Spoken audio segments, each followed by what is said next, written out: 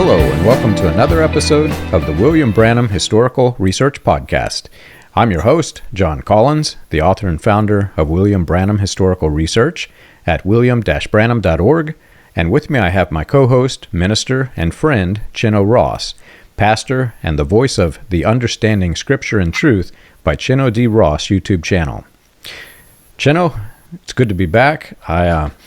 I'll warn the audience ahead of time. I'm getting over a cold or something, so I'm not sure how long my voice is going to last, but I do have it right now, so I can. Well, I'm glad you're over there and I'm over here.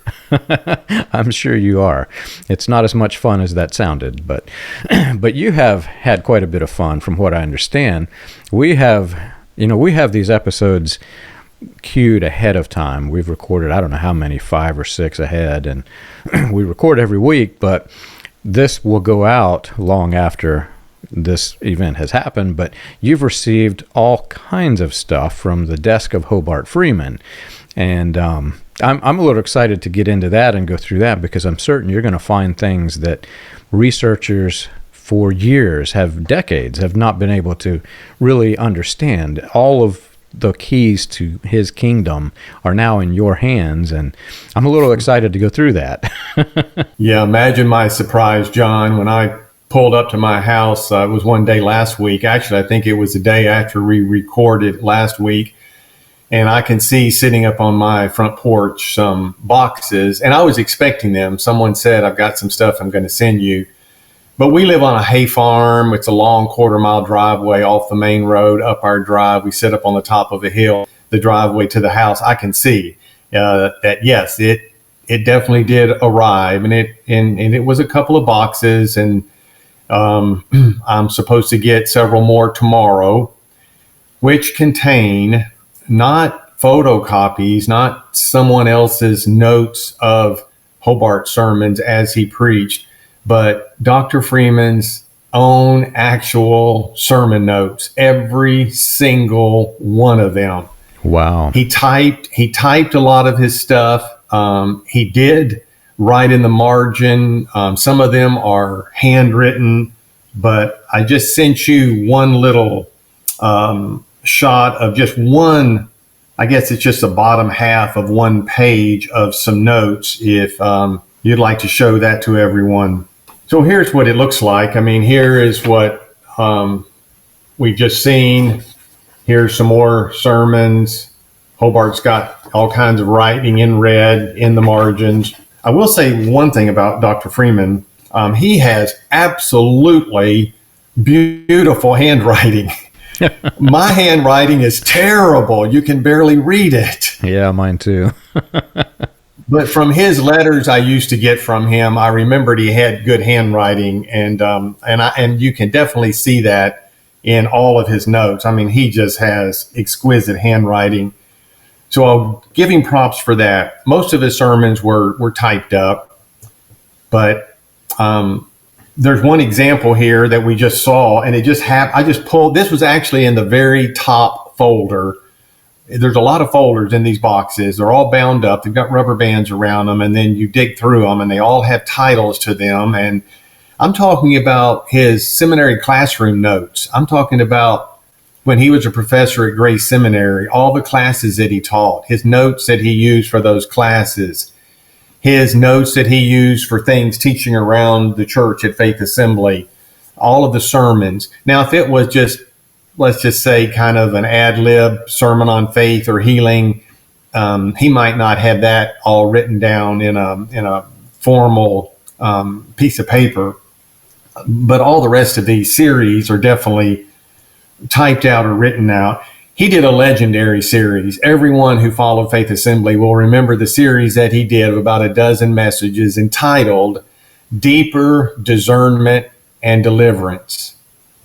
And it was the worst psychobabble, garbage and nonsense. I don't mind calling it that. It is absolutely ridiculous. It's all about how you could possibly have let demons into your life. He talks a lot about the child-centered home, the woman-run home. He talks about the man being Dagwood, who is at the bottom of the totem pole in his family, and such things.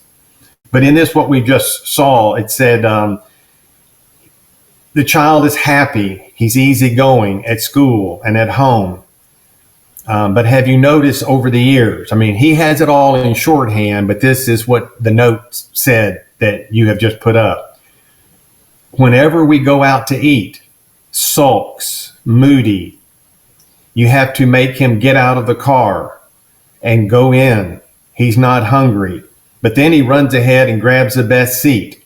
And then he becomes picky about his food. And then he complains. And the same behavior happens when company comes over. I mean, I remember this very sermon that he preached. All people have to do is go back and find these deeper deliverance and discernment sermons, messages, and they'll know, oh, I remember exactly when he gave this little story. Said if you discipline and over discipline and years of maturity, if this behavior doesn't change, then you are probably dealing with a spirit. Somewhere, somehow, through television, which he has a red star by, something opened the doors to the spirits, spirit of selfishness, spirit of attention, spirit of rebellion, spirit of torment. He said most people don't know how to cope with this. The psychologist will say it's a problem child, and they'll say don't punish, don't bribe the child. Don't punish the child, but rather bribe him. Say this to the child: if you will eat your food, if you'll, I'll let you stay up and watch TV. Whenever we get home, I'll let you have some Cokes. And that spirit not only remains undetected, but unmolested, because the spirit enjoys the TV mayhem and Cokes. You know, I grew up in a world that was controlled by evil demons. Whenever the preacher would preach, or we listened to a lot of the recordings of Branham, but sometimes we'd hear preachers preach, and they would talk about this evil world that we lived in, and they would call it Satan's Eden. That was the code word for there's devils everywhere. Be scared, man, be scared. And I grew up in that world, and it really impacts every aspect of your life, because you feel no protection. All you're thinking about are the demons around the corner, and you might accidentally catch one if you're not careful. And then to further complicate it, this is so widespread. This is not just limited to these cults. These cults have influenced even mainstream Christianity to a large degree. And you can see it in the comment feeds. Whenever I make comments like the one I'm about to make now, I'll get some hate mail for it. But we went, after leaving the cult, we went to a quote-unquote normal Baptist church. I'm not going to give the name. I'll try to disconnect as much as I can. But right after leaving this cult where we're trained and manipulated to be scared of everything, they held this big seminar in the gymnasium talking about exactly what you're reading, talking about all of the demons and how they operate. And demons they would get real quiet up next to the mic. Demons can talk to each other without you knowing it. And that's how they spread what their knowledge they have about your innermost secrets of your life. And it'll get all the way to Satan, and he'll command the legions to come down and get you.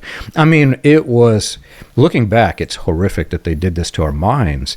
But this was after the cult. And so my perception immediately after leaving was that this was a normal thing.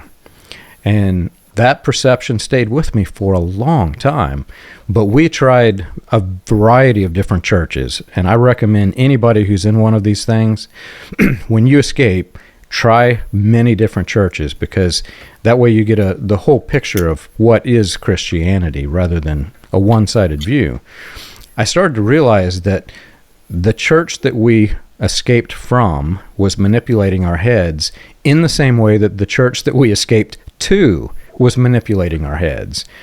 And then I'm like, well, what do we do now? Are all churches evil? And that thought goes through your head. You have to be very careful.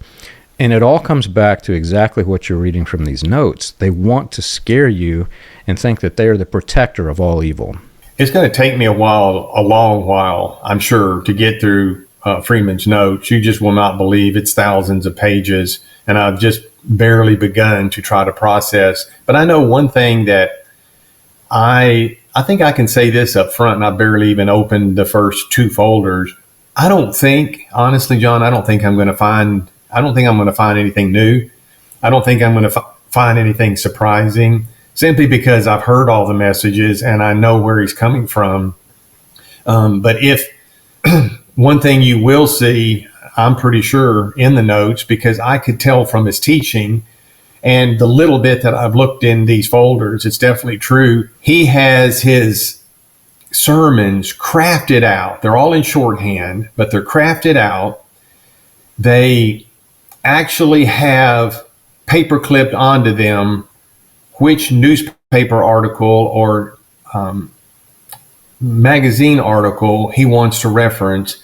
And then he also has where he wants to insert a joke. And then he has out beside that, listen to this, har, har, har, HRR, HRR, HRR. That's his cue to himself, tell the joke so he can get a response. And I knew that. You can tell that from listening to the tapes. But I think the people there, the poor people there who were under this for all those years, they literally thought he was the mouthpiece of God. And these are the oracles of God being spoken. And when you can break it down and see it from a human perspective, and when you can look at his notes and see where he has this little thing scribbled in and this one marked out, and be sure to tell this joke, it just humanizes all of it. Someone said to me the other day, since we did our last podcast, a new person that I talked to, John, said, "Hey, I noticed you rarely ever call him Dr. Freeman. You call him Hobart or Freeman." And I said, that's true. And I said, I did it on purpose. Not that I have a problem calling him Dr. Freeman. He has an earned THD degree. An earned doctorate degree is a difficult thing to get. If you've earned the degree, you earn to be called doctor. I have no problem with that at all. I've actually got two of my children who are adult, two of my five. I have 5 children. 2 of them have earned doctorates, one in education and one in accounting. Now, they don't insist that I call them doctor, but if they did, I probably would. Because, you're super proud of someone, especially a child of yours who's become an adult and has an earned doctorate degree. And I have a daughter-in-law who has an earned medical degree. So she's a doctor in the medical world. So I said it's not because I don't believe in calling him Dr. Freeman. I just call him Hobart or Freeman because I just want to humanize him, not demonize him. I just want to humanize him, that he's a man that studied the Bible, that came up with ideas, that wrote down notes, that drove to church, that preached a sermon, and went back home and did it all over again, just like any other minister does. He was not a prophet, and he was not the mouthpiece for God. So, yeah, this is better than King Tut's tomb, I think, what has been delivered on my front porch. And I really appreciate the people out there. We've got a lot of really good people following your podcast, John, and following this section of them since they're very interested in Hobart Freeman. Well, last time we were talking about corporal punishment. And, right after we did the corporal punishment one, which hasn't even aired yet, the Child of Faith Assembly Facebook page, the next day had this post on there. Someone said, "My father whipped his 5 boys. And what were the results? I left home at the age of 13 and never looked back. 2 of my brothers died of substance abuse problems. My other 2 brothers tried raising their kids the way he did, and as adults, none of their kids speak to them. Lesson learned, it is normal to hate people who hurt you."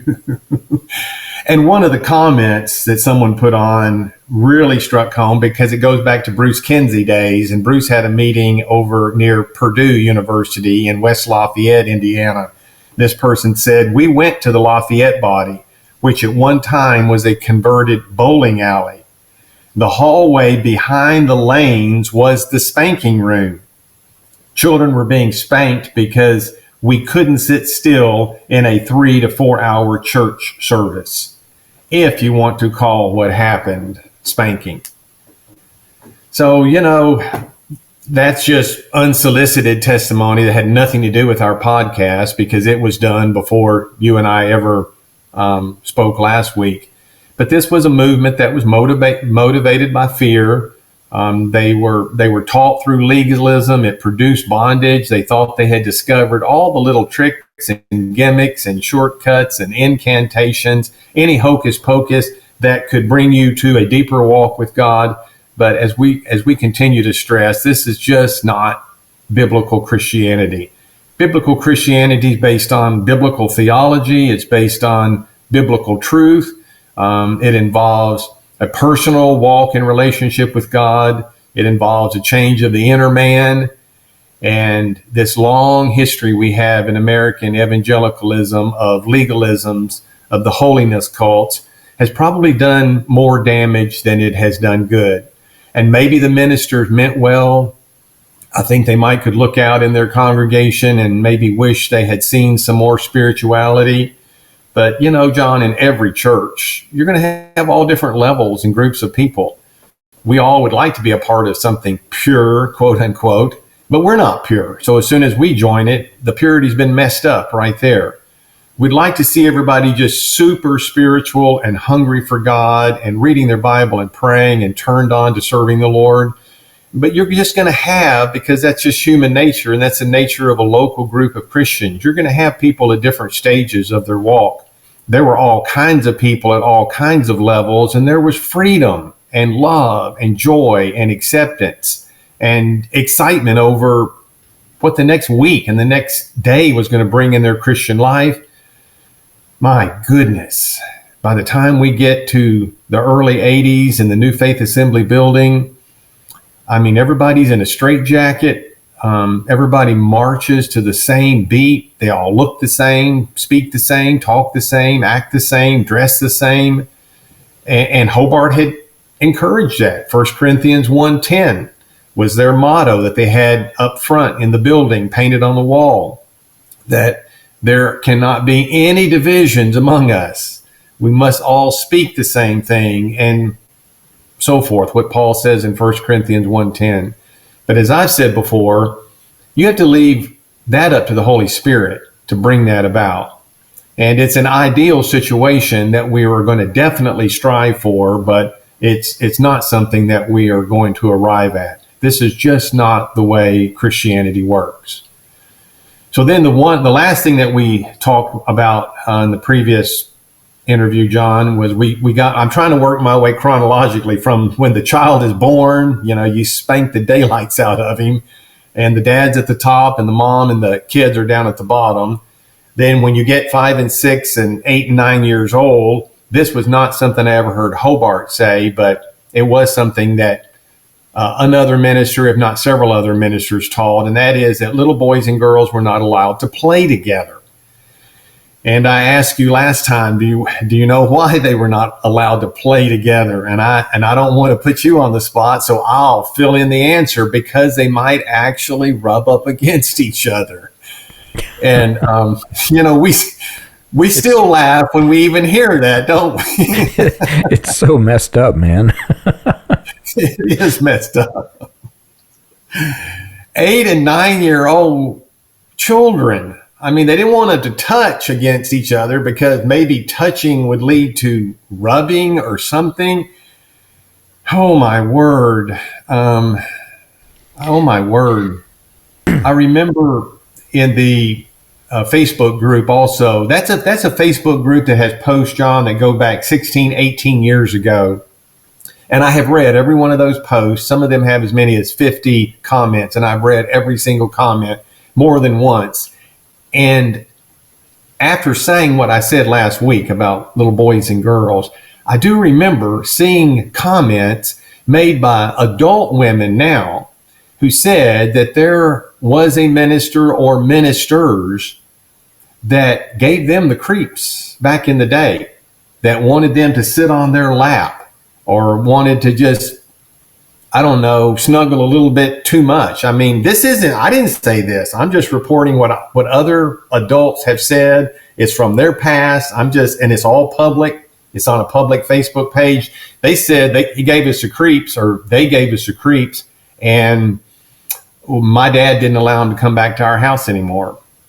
So, I mean, there is something there. I don't think maybe it wasn't a huge issue at Faith Assembly, but for someone to do this psychological projecting and be talking about little boys and girls, doing, let's don't let them play together because we don't know what that might lead to. We want to protect them. There's something there. I'm not a psychiatrist. I'd like to turn this over to someone who has a specialist in this field, and they could probably get to the bottom of things that we don't want to hear about. They'd probably take one look at the whole thing and say, this is just messed up. All of it's messed up. From every aspect trains you in the wrong way, from parenthood to Christianity to more. In the Branham cults, the women, there was this doctrine that came out in the 60s that women were the root of all evil. And you mentioned that in the last episode. You're talking about Hobart talking about how women were behind every evil deed that happened or whatever. That was Branhamism 101. Branham used to he used to get in front of crowds with these papers of statistics, and I don't know where he got them. In fact, I don't think they were real statistics. I think he just made them up for the show. But he would say, out of every crime that happens in the United States, every one of them, there's a woman behind it. We have statistics here. And he would hold them up, and you're like, where'd you get that, man? That's not how that works. But the doctrine was such that the women were the root of all evil, and he took it straight back to the Garden of Eden and claimed that, like I said, the woman wasn't in the original creation, but he took it further. I don't know if I mentioned this in the last episode. He said that women were designed by Satan, not by God, to deceive men into sex. And that's all literally, that's all they were created for. Towards the end of his life, this was a doctrine. And so, I know some of the old timers that didn't agree with that, and you can talk to them today, but as a male growing up in it, and listening to this thing and thinking that it's true, you're like, oh my gosh, they're out to get me. I have hormones. And that's how every man is that's growing up in this.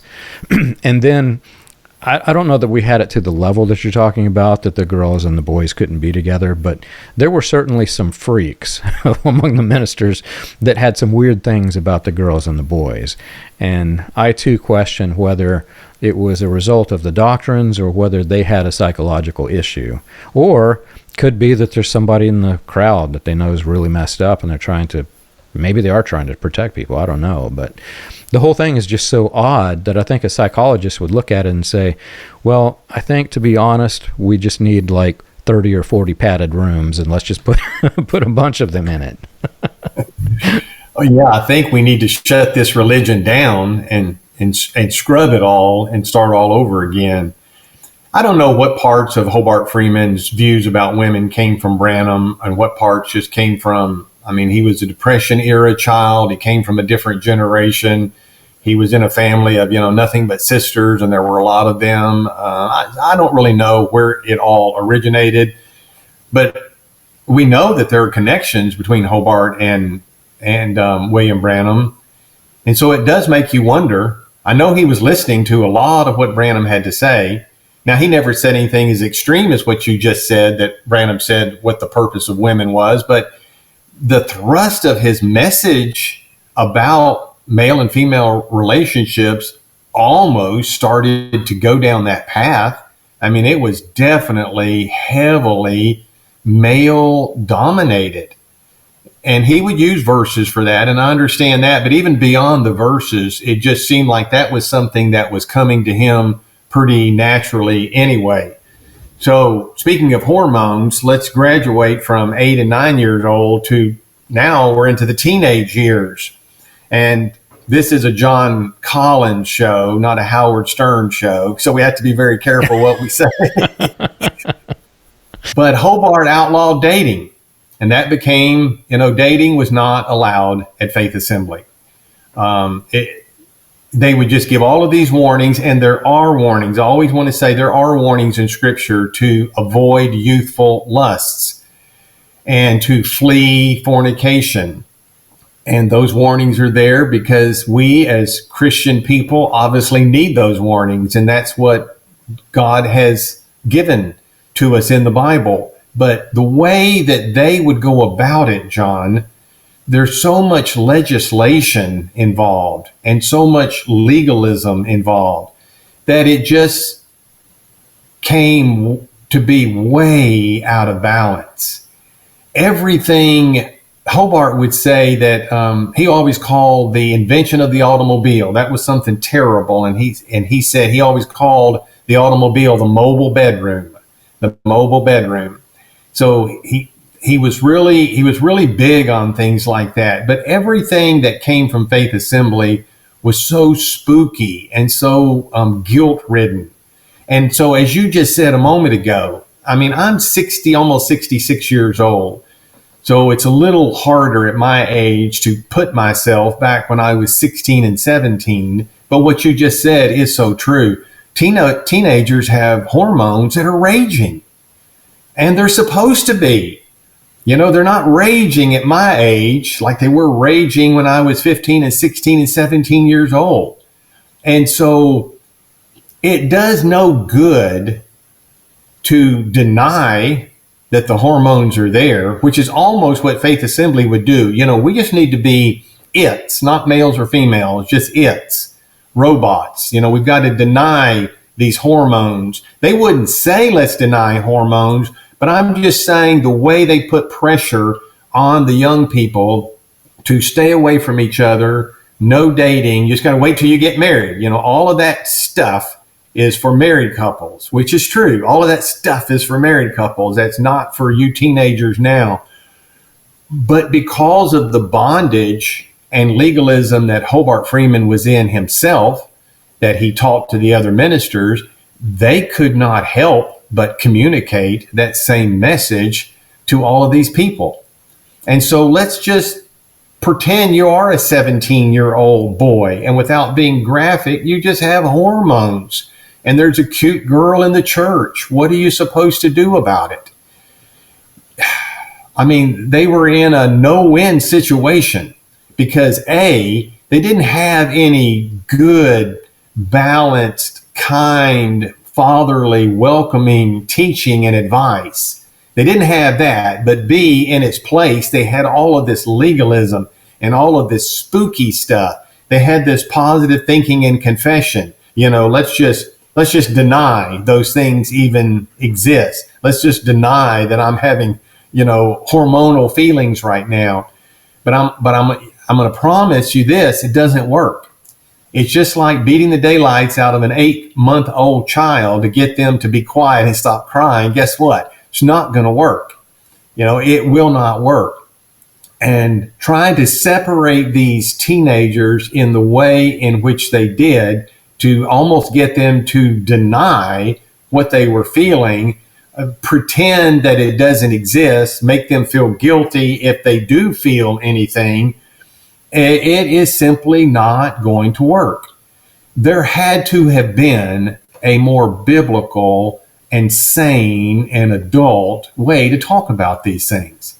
And just to say no dating, and just to say the automobile is a mobile bedroom, and, you know, just to throw those things out there and not be able to have someone, and it didn't have to be Dr. Freeman, it could have been someone else closer to their age, someone who would be able to communicate with them. Those hormones that you're feeling, thank God you have them, because we wouldn't have a human race if you didn't have hormones. You know, someone to acknowledge and affirm you're totally normal. There's nothing wrong with you. But I promise you, because I know the way Hobart Freeman did everything, and I know the culture that it created, I promise you there were young men and young women, late teens, early 20s, basically trying to deny reality. That, hey, I'm a male, or hey, I'm a female. You know, basically trying to deny the reality of who they were. So afraid that if I acknowledge, like talk to my parents or talk to a male friend of mine, if you're a male or a female, say, you know, wow, whew, man, my hormones, I used to be 10 years old. Now I'm 17. Man, there's a big difference between those ages. And just be able to freely talk about it. I'm a big believer that if you can talk about things like that with people, you take away the guilt and the evil and just the mystique. When you're 17, John, you remember you have no experience. You have no knowledge. You have no experience. You're dumb as a wooden spoon about everything connected to that. And you're desperate for information. You're desperate for knowledge. And here you've got this 60-plus-year-old guy up front, Dr. Killjoy, who is years past his fathering children age. He's your grandfather up there. And you've already heard all of this other stuff from him where he's taking everything away from you. And now he's basically saying, you're not allowed to be a teenager. And I know he didn't say that in so many words, but this is what comes across. Those feelings, those hormones, whatever name you want to put on them, you need to crucify the flesh. You need to deny the flesh. You need to pray more, spend more time in the Bible. Instead of someone being able to communicate to them, you're at a pivotal time in your life. Those hormones are natural. They're actually all God-given.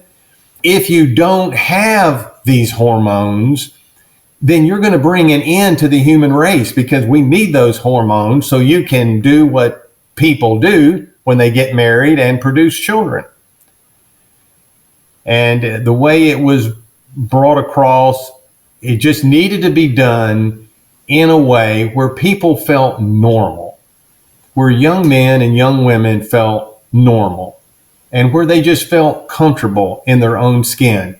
And there is a way to do that, and also bring with that the message of the New Testament that we need to abstain from fleshly lust, which war against the soul.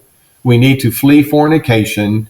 We need to avoid youthful lust. I mean, those are all good teachings in the Bible. They're there for a reason. God wants us to follow them so that our conscience isn't seared. But I just hope that our audience can understand that there just needed to be a much, much better balance in that whole area. Have you ever wondered how the Pentecostal movement started, or how the progression of modern Pentecostalism transitioned through the latter rain, charismatic, and other fringe movements into the New Apostolic Reformation? You can learn this and more on William Branham Historical Research's website, william-branham.org. On the books page of the website, you can find the compiled research of John Collins, Charles Paisley, Stephen Montgomery, John McKinnon, and others, with links to the paper, audio, and digital versions of each book. You can also find resources and documentation on various people and topics related to those movements. If you want to contribute to the cause, you can support the podcast by clicking the Contribute button at the top. And as always, be sure to like and subscribe to the audio or video version that you're listening to or watching. On behalf of William Branham Historical Research, we want to thank you for your support. I said before that these cults have largely impacted mainstream Christianity. Not all, but we experienced various similarities in some of the churches we tried. And it took me a long time to grasp this. I had to study quite a bit. I actually had to dive into studying psychology a good bit. One of the most powerful tools of manipulation by a central figure of a cult is anything that you cannot control that everybody has. If they can turn you against that and make you think that they're the answer to it, everybody has it, and they've got this magic elixir themselves that they can sell to the people. The hormones being one of the biggest ones, right? Everybody, like you said, the human race would have died out. To this day, ingrained in the back of my head is that anytime your hormones are raging or anytime you see beauty, we were taught and manipulated to merge together beauty and lust. Anything that was beautiful, if you admire the beauty, you also were lusting. And so it fell into this weird category as a as a human male, if you go to the store and you see a beautiful woman in the line in front of you, you're going to notice the beauty. You're a human male. You have hormones. That's the way it works. But we were so manipulated to think that was evil that I'm literally, I can remember this. I was literally becoming uncomfortable that there was a female in front of me in the line. And this wasn't something that ended. I mean, even after leaving, it took a long time for me to get all of that out of my head. And there are many, I'm not going to go too far with this, I don't want to, but there are many cases in which there are male members of these cults who get together and discuss the problems that they face with this sort of thing. And even among the groups, I've been actually part of that discussion.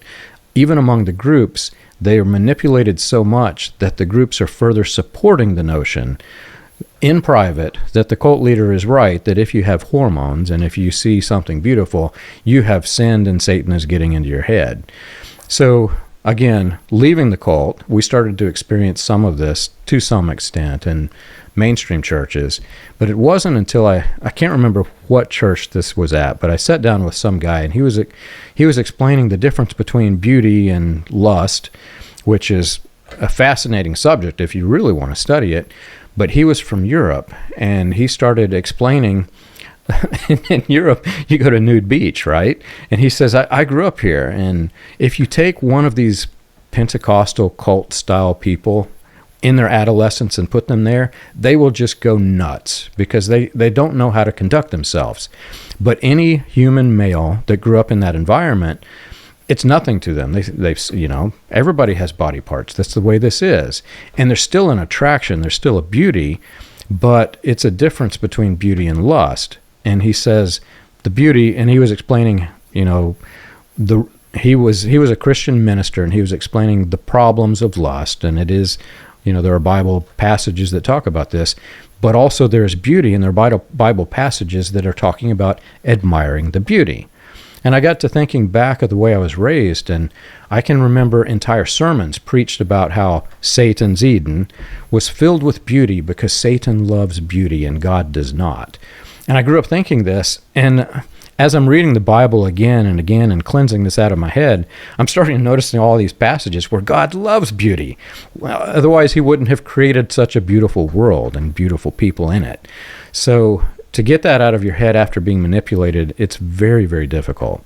I didn't know how this part of our interview would even come across, John. So I'm really glad to hear that it resonates with you. You had the same experience in that group that you were a part of, which was not a faith assembly group. But you are so right. There is beauty. I was talking to someone on the phone this week, totally different subject. It had to do with music, and he said he was a musician, still is. He's down in Nashville right now, but he had just, I guess he had just found out about Faith Assembly. And at the same time, he had just had, 1,000 or 2 vinyl records printed. And he realized that this, because it is not a gospel tune or gospel music, it's evil. So he said, I threw them all in the fire and burned them all. But I've told people now it's one thing, there's music out there that's just every other word is a blasphemous word or a cuss word. I have no interest in hearing that. But there's beautiful music out there that's very romantic, that may have some great, the husband and wife may have some great connection to the tune or to the lyrics. But at Faith Assembly, that would have obviously been sin. So it's just like what you're saying. Anything that is not following the cult, following it to the letter, there's something wrong with it.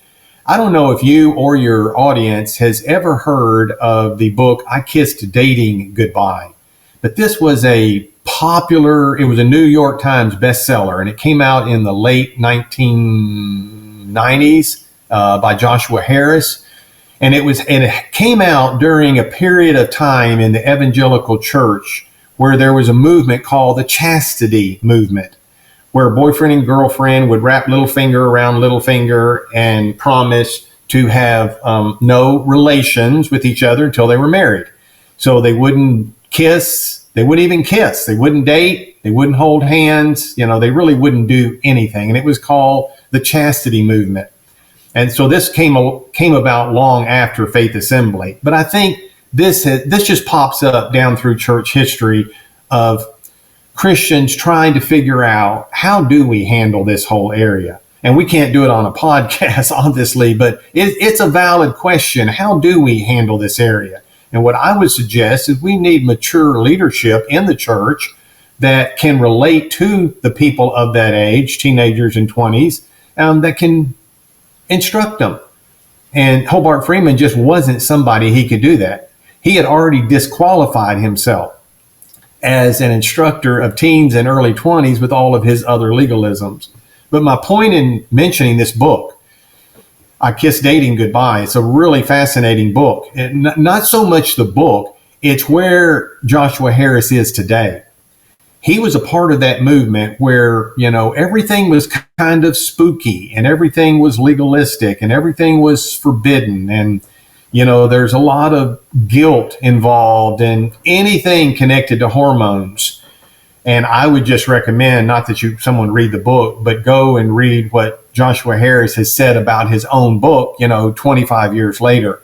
Unfortunately, the man and his wife ended up divorced. Unfortunately, Joshua Harris says, I'm no longer a Christian anymore. I don't want to have anything to do with Christianity. And it makes me sad to see that. But if you read what he has said about his own book, that was a bestseller, he said it put people in all kinds of bondages. It just created expectations that weren't real. It put people in bondage. It made people feel guilty. And enough on that. People can read that for themselves. So then what do you do if you can't date? Well, you just claim a mate. That's what they were taught to do. We can't date, but we can get a mate by claiming one. So you just claim a mate. And whoa, my word, oh man. What does that lead to? I mean, dating someone, and we'll let everybody else figure out how to teach dating and how to understand that. But the purpose of dating, or you could call it courtship, if dating seems to be too modern and too American and too promiscuous of a phrase, whatever you want to call it, that's your opportunity to get to know this person and them to get to know you. And I think that is very important. So just to stay in your parents' basement and claim a mate, what does that entail? What does that mean? When are they going to appear at your doorstep? How does that happen? How does that actually transpire? So what they realized is, I need somebody like myself. So you're going to marry within the sect. Faith Assembly, the mother church, was big. You had a lot of prospective people out there to marry. So what was interesting is all of the little satellite groups, they would start, when you get to when you're 10 and 11 years old, it never crosses your mind. But when you're 15 and then when you're 21 and not married yet, and you're looking around your own little satellite group in New Mexico that has 5 members and 4 of them are over the age of 60, then you become very concerned. Well, what am I going to do about a spouse? That brought a lot of people to Faith Assembly. I'm talking to someone now, just really beloved brother in, let's just say in another country. And 3 of his siblings moved to Indiana to Faith Assembly, and all 3 married spouses there. And so if you couldn't get to Faith Assembly and you couldn't find someone in your own satellite group, then it created a lot of travel opportunities among the satellite groups. And so the group in Alabama would go visit the group in Michigan, and the group in Massachusetts, I'm thinking of groups, would go and visit the group in Virginia. And there were groups everywhere. And these young people are, looking for a potential mate. And I don't blame them. I mean, you want to get married, you're looking for a potential mate. And I don't blame the fact that you're looking for someone that has your thoughts and beliefs, because normally a Methodist marries a Methodist and a Catholic marries a Catholic. You know, the statistics are, the closer you are in agreement over important matters, the better chance you're going to stay married. So I don't have any problem with that. The problem is whenever you're a cult member and you marry another cult member, now you have two cult members in one family instead of just one. Now, how are you ever going to get out of that if both of you are in? And what we've seen too many times is one person decides to leave and the other person is going to stay a Freemanite to the end. And it just has produced all kinds of problems. I can remember, however, a group in Minnesota. Some people in that, one of the families actually came on several occasions and heard me when I was teaching and pastoring a group in Minnesota. And I remember one of the little girls that they had. Fast forward 20-something years, that young lady is a young adult, and she couldn't find anybody evidently in her own group, so she came down to the Shelbyville, Kentucky group. And I remember this so well because I knew her as a little child in my church. And whenever I found out she had come to the Shelbyville, Kentucky, I picked up the and called her just to welcome her. You know, you moved from another state. You've left mom and dad. You're down here. She did end up marrying somebody in that group, but the phone conversation was very telling to me. I was friendly. I'm an old guy compared to her, but I was just saying, welcome to the great state of Kentucky. I got the cold shoulder. Oh boy, I could not even get a comment out of her. I got the cold shoulder, and I was trying to be friendly and neighborly. But I think the reason I probably got the cold shoulder is because they knew I wasn't a Freemanite. You know, I was one of these guys wandering around on the outside.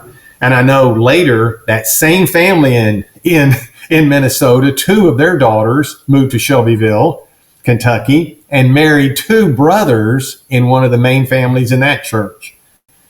So that's just the way you do it. You don't date, you claim a mate, you make the satellite circles, or you head back to the mothership at Faith Assembly, and you're looking for a spouse there. Can we dare move to my next point here, John? Oh my. It only gets worse as we go along here. So now we're married. I don't know how we got married, because we can't have any feelings, no hormones, no dating. So we claim a mate, and somehow God delivers one. Okay, now we're married. And now married couples do things. However, there is a pastor up front in the pulpit who is Dr. Killjoy. And so on many occasions, and it would come out in this deeper discernment and deliverance series, which I'm telling you, I call it psychobabble, mumbo jumbo nonsense is what it is. But it came out, and once he said it one time, then he felt comfortable saying it, repeatedly, and then it became part of church doctrine. And that was a prohibition against any marital foreplay. I'm not going to say any more terminology wise, but can you put yourself in the position, because I have done this, as I heard these things, I just thought, no, I never taught anything like this at all. No. Don't be saying that. Can you imagine this 24-year-old young man who's just married a 22-year-old young woman? They're at Faith Assembly. You don't know diddly squat about the birds and bees at that time. And now your pastor has just stood up there and said, no foreplay. And they probably knew what foreplay was, but the reason that no foreplay was allowed is it might incite lust. This is your spouse you're married to. You better have some kind of something going on. I mean, for goodness sake, this is your wife. She's your wife. But they just want to prohibit and put boundaries and hedges and walls around everything. John, after this was way back when you and I first started doing podcasts together, I'm going to say it was the very first phone call I got from someone who had been a member at Faith Assembly. They live in another state now, happily married to the same woman, and they have a good life. He had been a part of Faith Assembly. He was in, let's just say, the construction world, so that he actually worked in the homes of some of the tier 1 ministers there. But as soon as he got me on the phone, it was just hilarious. He said, Chino, he said, I just, every now and then, he's one of these people who said, every now and then, I'll just Google Faith Assembly and Hobart Freeman to see if there's anything new. And he said, lo and behold, I couldn't believe that you and John Collins had just started doing podcasts. And I mean, we had only done 1 or 2 or 3, John. It was early on. And he tracked me down, picked up the phone, and called me.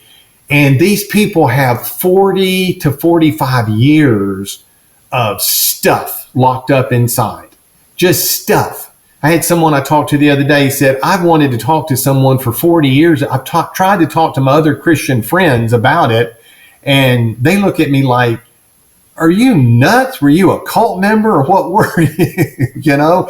You can't even talk about this stuff because nobody, unless you've been a part of it, can even understand this foolishness that you and I keep talking about all the time. A normal person goes, what in the world are you talking about?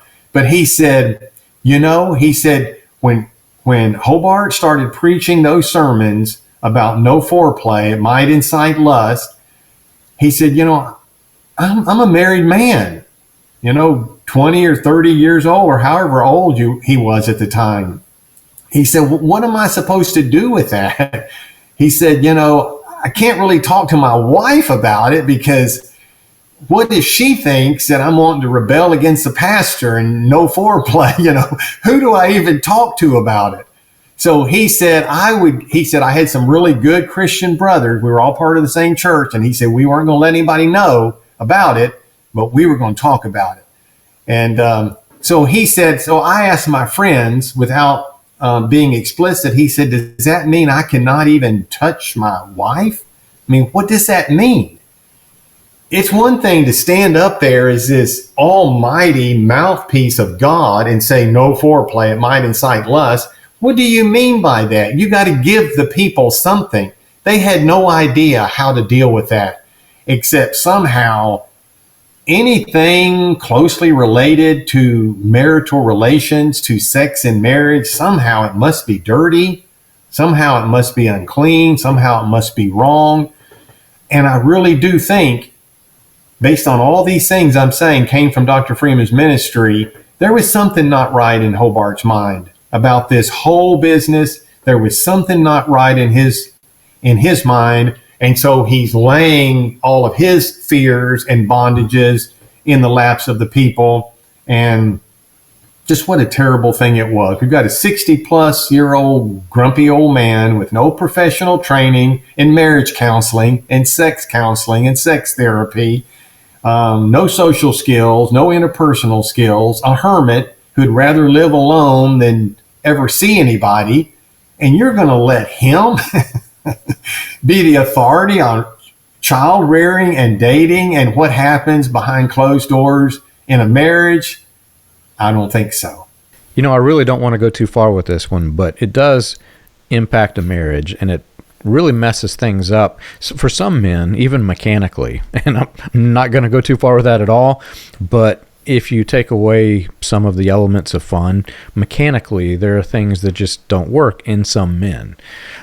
So there's that problem, but then there's also the psychological problems that this creates for the men. And it's unbelievable. And I'm not going to go too far with this story either, but one of the men that I know on their wedding night surprised the wife by saying, now what we're about to do is purely evil. It's of the devil, but we do it because we're in this world. So let's get down and pray before we do this thing we're about to do on our wedding night. And think of it's funny. And if you've never been in this and you hear that, you're probably laughing like crazy right now. But if you have been in this, you understand the depth of that. It just impacts every aspect of your marriage, of your life. It causes, there are studies, you can go look them up, and I'm not going to go too deep with this either, but there are studies on the way in which these types of religions warp the minds of the men who are raised in them, because they've been taught to be a different type of human than the one that actually exists. They've been taught that their hormones are evil, that the natural acts of recreation are evil, that the thoughts of it are purely evil. You can't even think about it. And it just messes with your mind. And there are studies on this. There are psychological profiles of people who get into trouble because of this. And I look back, and for my children, I'm just so glad that I got them out of this before they could get to that level. Yeah, so true, John. There's just so much trauma that everybody experienced. My wife and I are funny about all these things. Funny in the sense that just everything is cool. We'll be driving down the road, and I'll see her turn her head, and I'll say, "What were you looking at?" She said, "That guy was a really handsome man." And, we just laugh over it because I'm the same way. I'll say, "Wow, that woman is just gorgeous." That doesn't mean I want to do anything about it. It just means that is a very beautiful woman. But you have to have some kind of maturity in your relationship and no insecurity. And that's all this stuff that Hobart taught could possibly have produced, John, in everybody. In every form and fashion is insecurity. And you're just way, way, way out of balance whenever you live your life that way.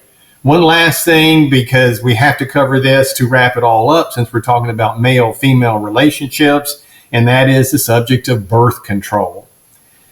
You go back years ago to the Glory Barn, and you've got a young couple, and they get married, and they're all excited, and they say, "Let's have a baby," and they have a baby, and then they have another one, and then they have a third one. They have 3 wonderful, beautiful children. And around this time, 2 things are happening. One, you're noticing, just looking around you, that everybody else is having a lot of children. And then 2, you hear from the pulpit that if you try to prevent these arrows from coming into your quiver, if you try to prevent these blessings, then that would be sin. And so here comes down the pipeline, no birth control. And it only makes sense that this is just going to be a part of this whole business. So here, let me just read. This is handwritten part of Hobart Freeman's sermon notes whenever he dealt with his subject, and see if this doesn't make the hair on the back of your neck stand up.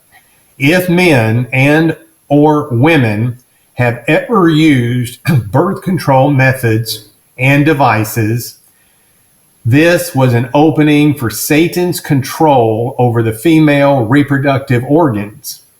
And even though no birth control methods are being used now, deeper deliverance is required from these birth control spirits.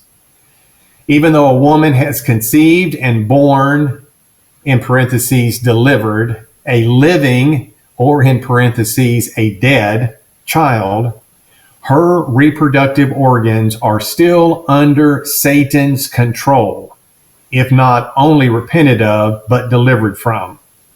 That could be the cause for deaths of babies because of the use of birth control previously, if not totally delivered from, gives Satan the right to take the life of the baby. So this was their hocus pocus view, that if you ever used not just the pill, but any kind of birth control method, he said device or method, then you have opened the door for invasion of evil spirits. Now, he was big on the pill. The pill, definitely, you're opening the door to evil spirits. But he just said any method or device. Hasn't God given women a natural method where they are fertile certain times of the month and certain times they aren't? That's birth control right there. And that's a natural form of birth control. If God is against all birth control, a woman should be able to conceive pretty much all the time. But it's just not the way that it happened. After Freeman passed off the scene, there was another movement called the Quiverful movement. have a full quiver of arrows from the book of Psalms that really affected the evangelical and the charismatic church world, not connected to Hobart at all, and just saying these are different issues, whether dating, whether any form of birth control, whether any kind of foreplay in marriage. These are not new things.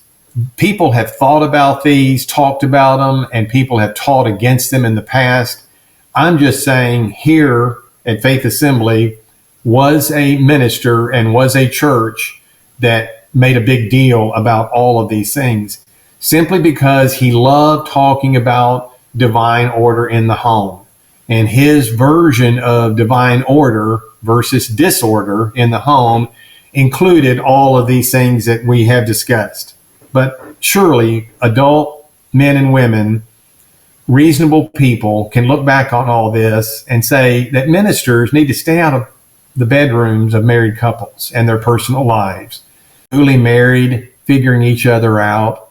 It's hard enough, John, being newly married, figuring each other out physically, spiritually, emotionally. That doesn't just happen overnight. It's hard enough to figure each other out. It's hard enough to figure out the physical stuff in your marriage just between the two of you without having some 17th century monk knocking on the door of your bedroom wanting to come in and tell you guys what you should and shouldn't do.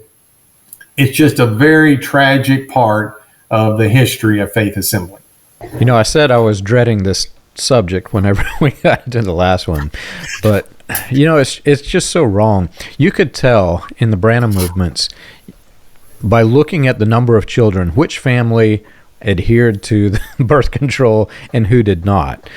And I can clearly remember every minister that was teaching against it. The way they did it was very insidious. They would say, no, now I'm not going to tell you whether it's right or wrong to do birth control, but we know how William Branham felt about that.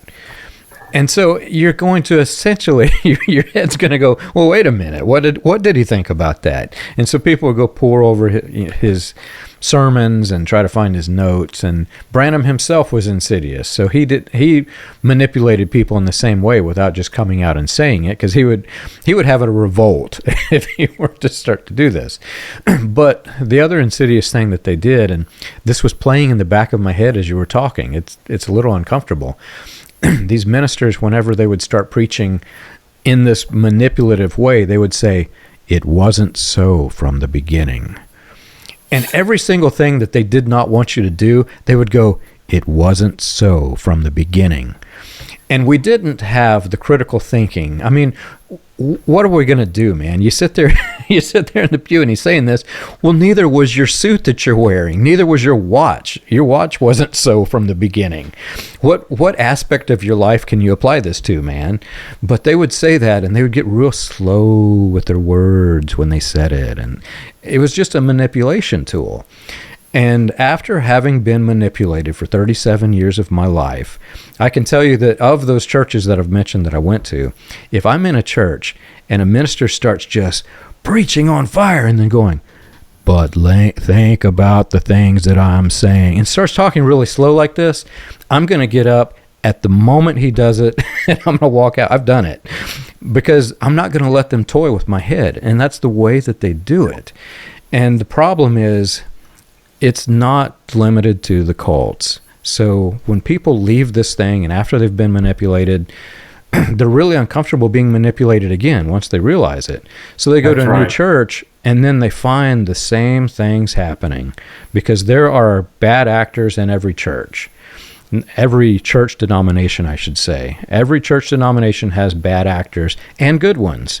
But if you experience a bad one, you're going to think, oh, well, this is how Christianity is. All of it's like this. They're all manipulating me. And then those bad actors cause a person who has been manipulated all their life to suddenly just throw it all away. And I'm here to tell you that if you try several different churches, you're going to very quickly find out which ones are manipulating you and which ones are not. And after you experience some where they're not, you look at those one that you went to that were manipulating your head, and you're thinking, what's wrong with them? Why were they doing that? If I'm having a conversation with you, Chino, and we're in the car and we're driving along and I'm wanting to impress my opinion on you, and I get real slow and I talk like this, you're going to look at me like, what's wrong with you, John? Are you drunk? But that's what they do from behind the pulpit, man. So, like I said, I'm glad I got my children out of this. I'm glad they don't. This subject is so weird to me that we're even having to as adults, we're having to have this conversation about sex. Yeah, I can't believe we're doing this. But that's the way it was in these cults, man. So I'm glad my children wasn't in it, and I'm glad that you took the majority of the subject and ran with it, because I don't know that I could have done it. Well, just thanks for giving me the opportunity, John. I wanted to do it in a way that definitely is G-rated, and it probably will put some smiles on people's faces out there, but it'll also show them the reality of it, and they can probably think back early in their life and remember some trauma, probably some hard discussions between husband and wife after hearing one of these messages, like, where does that leave us, or what do we do? It's all a reality. But I didn't want to spend months and months on this. Let's sum it all up and move on from here. So I appreciate the opportunity. Awesome. Well, I'm glad you did. If you've enjoyed our show and you want more information, you can check us out on the web. You can find us at william-branham.org. For more about the dark side of the New Apostolic Reformation, read Weaponized Religion: From Christian Identity to the NAR. Available on Amazon, Kindle, and soon Audible.